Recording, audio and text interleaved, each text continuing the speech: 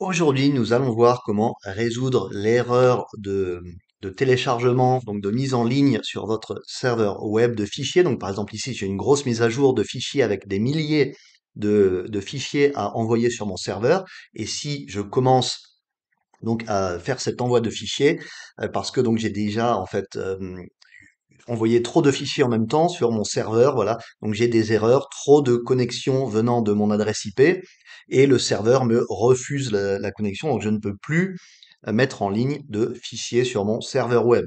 Donc dans ce cas-là, comme vous voyez, donc j'ai des milliers de fichiers en attente ici, et les fichiers sont en échec les uns après les autres, en échec de mise en ligne. Donc dans ce cas, ce qu'il faut faire, en fait, la solution est très simple. Il suffit d'utiliser un VPN. Donc par exemple, moi j'ai NordVPN, mais après n'importe quel VPN fera l'affaire. Donc tout ce qu'il faut faire, c'est lancer votre VPN. Et donc théoriquement sur NordVPN, j'ai un autoconnect, donc dès que l'application sera ouverte, voilà, ça va se connecter automatiquement et vous allez tout de suite voir que la queue de fichiers en erreur va tout de suite changer. Voilà. Donc ici, j'ai le VPN qui est en train de se connecter tout doucement. Et voilà, c'est connecté. Et maintenant que je suis connecté, comme vous pouvez le voir, la mise en ligne de fichiers recommence, ça remarche. Donc bah, les erreurs sont dans la queue d'erreurs, mais les fichiers dans la queue de mise en ligne sont du coup tout simplement mis en ligne les uns après les autres.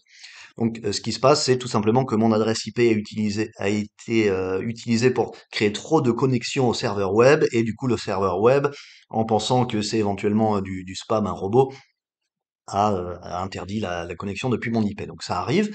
Et donc ce qui peut se passer, même si vous ouvrez un VPN, éventuellement vous pouvez avoir la même erreur, ou vous pouvez l'avoir au bout d'un moment, parce que soit quelqu'un d'autre, soit vous-même avez donc fait cette même opération, donc mis en ligne trop de fichiers et créé trop de connexions depuis l'adresse IP du VPN vers le serveur web. Donc dans ce cas, simplement, si ça vous arrive, allez sur la liste des serveurs web de votre VPN et choisissez n'importe quel autre VPN jusqu'à en trouver un donc qui n'ait pas ce problème avec ce serveur. Donc voilà, la solution simple et efficace. Donc si ça vous a plu, bien sûr, abonnez-vous à la chaîne, partagez la vidéo et mettez un pouce en l'air si ça vous a aidé. Ah, oh, et avant que j'oublie, bien sûr, donc, une fois que votre mise en ligne a redémarré, n'oubliez pas d'aller voir. Donc ici, par exemple, j'utilise FileZilla. N'oubliez pas d'aller voir l'onglet des transferts échoués, puisque donc si vous ne faites rien, en fait, ces transferts échoués ne vont pas être mis en ligne. Donc simplement cliquez sur votre serveur, faire un clic droit. Ne cliquez pas sur tout supprimer, parce que dans ce cas, les fichiers qui n'ont pas été mis en ligne seraient simplement supprimés de la queue et ne seront pas mis à jour. Mais cliquez sur mise à zéro donc des transferts échoués, et remettre au bout de la queue ces transferts qui n'ont pas abouti. Voilà. Donc maintenant ils ont été remis au bout de la queue et ils seront après traités en dernier, puisque on vient de les remettre au bout de la queue, ils ont une priorité inférieure. Enfin, ils sont au bout de la queue.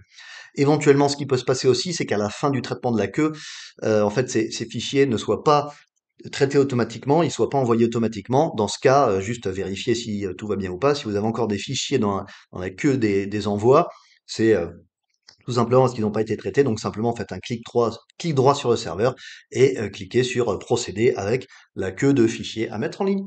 Et voilà, simple et efficace. Donc par exemple NordVPN, vous avez le lien en description, ou n'importe quel VPN fera l'affaire pour continuer l'envoi, la mise en ligne de vos fichiers sur votre serveur web.